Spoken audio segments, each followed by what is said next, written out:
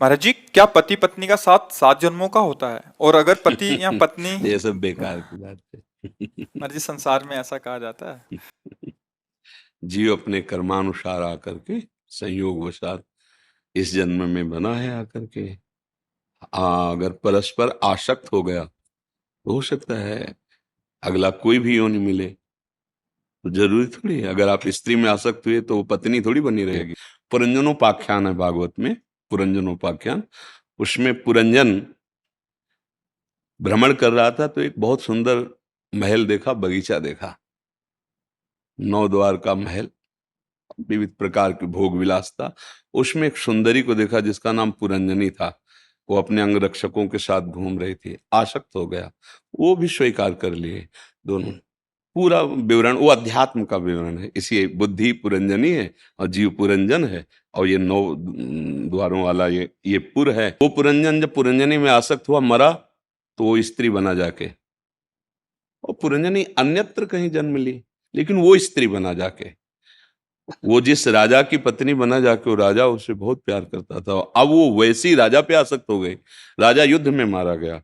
अब वो चिता में, उस समय प्रथा थी, तो चिता में जलने के लिए बहुत विकल थी। तो पीछे से आवाज आई, ए सुन, मैं तेरा मित्र हूं, मेरी तरफ देख। तो उसने देखा तो एक बहुत ही सुंदर तेजस्वी पुरुष खड़ा। बोले, मैं तो आपको नहीं जानती हूँ। बोले, जानती नहीं, तू मेरा नित्य सखा है, मैं तेरा नित्य मित्र हूं। मेरा नाम अविज्ञात है। अविज्ञात माने मैं जानने में नहीं आता हूं। ना तू स्त्री है, ना ये तेरा पति था। तू देख। जब देख कहा ना, तो जैसे टीवी में दिखाई देता है ना, ऐसे उसे सैकड़ों जन्मों की स्मृति आ गई। और उसको दिखाई दे रहा, अरे ये तो बहुत बड़ा नाटक है मेरे साथ। पहले मैं किसी का पिता था, फिर किसी का पुत्र बना, फिर किसी की पत्नी बना, फिर तो मैं कैसे उससे मुक्त हूं। तब वो उनको ज्ञान देते हैं, तो उसको समझ में आता है मैं भगवान का अंश हूं, मैं भ्रम से इस शरीरों में फंसा हूं। तो शास्त्रीय पद्धति के अनुसार ये तो बोले, तो मैं आपका साथ नहीं छोड़ूंगा 7 जन्म तक है। कैसे? जीव अपनी कर्म की गति के अनुसार। अच्छा, 7 जन्म तक दोनों प्रेमी जोड़ा हो, तो आपने कसम खाई है कि 7 जन्म तक, और फिर क्या जन्म जन्म तक, ऐसे नहीं कहते? एक जन्म नहीं, 7 जन्म तक, 7 जन्म नहीं तो जन्म वो समझते हम काल को अधीन किए, जैसा हम चाहे। यही की जेल में आप बताओ, हमें प्रमाण दो कि आपके द्वारा अपराध बन जाए और आपको कानूनी सजा मिले आपको, तो क्या आपकी पत्नी को आपको साथ रहने में मिलेगा? नहीं मिलेगा ना। पत्नी हत्या कर दे किसी की और वो जेल जाए, तो आपको साथ रहने को मिलेगा क्या?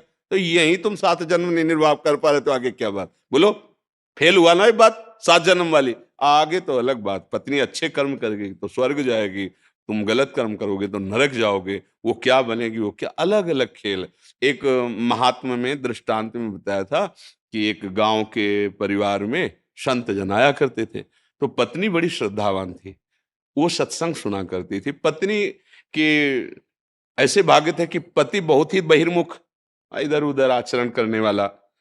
पत्नी ने तो गुरु बनाया और नाम जप करना ऐसा। और पति तो बार बार प्रार्थना करते कि देखो, हमारे गुरुदेव भगवान आते रहते हैं, आप उनसे मंत्र ले लीजिए। बिना भजन का जीवन व्यर्थ का जीवन होता है, ऐसा। तो एक दिन कहा, ठीक है, आज हम गंगा स्नान करने जाएंगे, अपने गुरु जी से कह देना हमें दे दे मंत्र। स्नान करने जा रहे, 4-5 मित्र, कहाँ जा रहे हो? मैं बोलो, रोज लगी रहती है, गुरु मंत्र ले लोगे तो आज ना। अरे कहा है, जहाँ वो ऐसे बहिर्मुख पुरुषों का संग, फिर उसकी श्रद्धा बदल गई। अरे कौन फंसे, ये नियम वो नियम, इतना जप इतना, ये सब हमसे नहीं होगा। घर आया और पत्नी को डांट लगाई, हमसे नहीं होगा। कुछ दिनों बाद शरीर छूटा। पति में प्रियता होने के कारण वो भजन का वास्तविक लाभ नहीं ले पाई। वो एक राजा की राजकुमारी हुई जाकर के, और उसका पति हाथी हुआ जाकर के।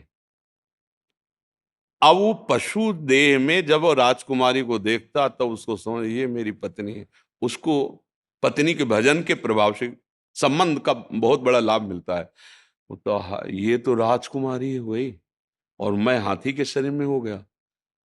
अब जैसे जैसे नौ किशोर अवस्था हुई, अब वो राजकुमारी का स्वयंवर, तो हाथी ने भोजन छोड़ दिया, खाना पीना छोड़, क्योंकि उसको पता, या इतना हमें प्रेम करने वाली पत्नी अब दूसरा कोई वरण करेगा। राजा के बहुत वैद्य जो पशु सेवा चिकित्सा वाले थे, उन्होंने बताया बचेगा नहीं, कुछ खा पी नहीं रहा, ऐसा है। राजकुमारी पवित्र दृष्टि के भगवत भजन करने वाली थी, बोले हमें कुछ मिनट के लिए इस एकांत, इस जो हाथी का किशोर है इससे बात करने दीजिए, ये ठीक हो जाएगा बात करने मात्र से। नजदीक गई और कहा भगवत कृपा से, गुरु कृपा से तुम्हारे लिए ही हमारा जन्म हुआ है, क्योंकि तुम भजन नहीं किए। देखो तुम हाथी बने ना, हम किसी और के गले में माला नहीं डालेंगे, आपके ही गले में डालेंगे। पर अब आप जो गुरु मंत्र हमें मिला था वो हम आपको दे रहे हैं, अब चुपचाप जो मंत्र आपको हम सुनाई दे रहे हैं उसका आप जैसे बने तैसे चिंतन करो और भोजन शुरू करो। हम इतना भजन करेंगे कि अब आपको भी ले जाएंगे भगवत धाम में। वो राजकुमारी बनी, वो हाथी बना। पर भजन का फल ये था कि दोनों का पुनः संयोग हुआ।